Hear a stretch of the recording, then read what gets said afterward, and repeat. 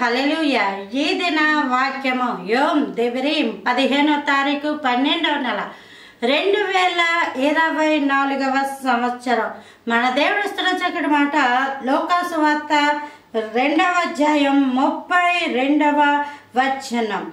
అన్యజనులకు నిన్ను బయలుపరచుటకు వెలుగుగాను నీ ప్రజలైన ఇశ్రాయేలుకు మహిమగాను నీవు సకల ప్రజల ఎదుట సిద్ధపరిచిన నీ రక్షణ నేను కన్నులారా చూచితిని.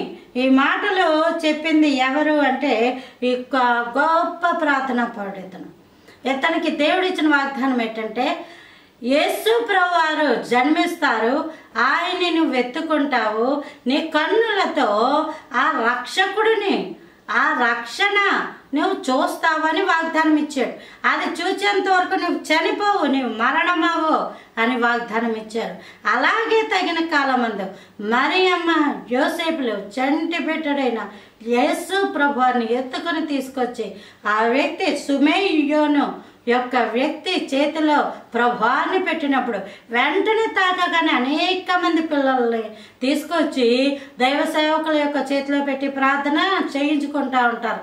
అలాగే కుమారుని చేతిలో పెట్టేటప్పటికి అసలు ఏం చెప్పకుండానే దేవుడు చెప్తా ఉన్నాడు, ఇదిగో నేను నీకు చెప్పాను కదా, నువ్వు నా రక్షణ కన్నులారా చూస్తావు, రక్షకుడు నువ్వు ఎత్తుకుంటావు అని చెప్పిన మాటలు జ్ఞాపకం ఉంచుకొని నేను కన్నులారా చూచి తిని. మరి ఈ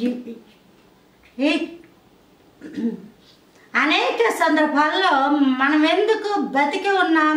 దేన్ని చూడడానికి అంటే నా పిల్లల పెళ్ళిళ్ళు చూడడానికి, నిన్ను మంచి ఉద్యోగస్తుడిగా చూడడానికి, నిన్ను మంచి ఆఫీసర్గా చూడడానికి, ఫలానాది చూడడానికి అని ఆలోచన కలిగి ఉంటారు. అవి కాదు కానీ దేవుణ్ణి చూడడానికి నువ్వు ఆలోచన కలిగి ఉండాలి. ఈ కన్నుని హిబ్రూలో ఆయిన్ అని అంటారు, గ్రీకులో ఆప్తాలమస్ అని అంటారు. Praise the lord.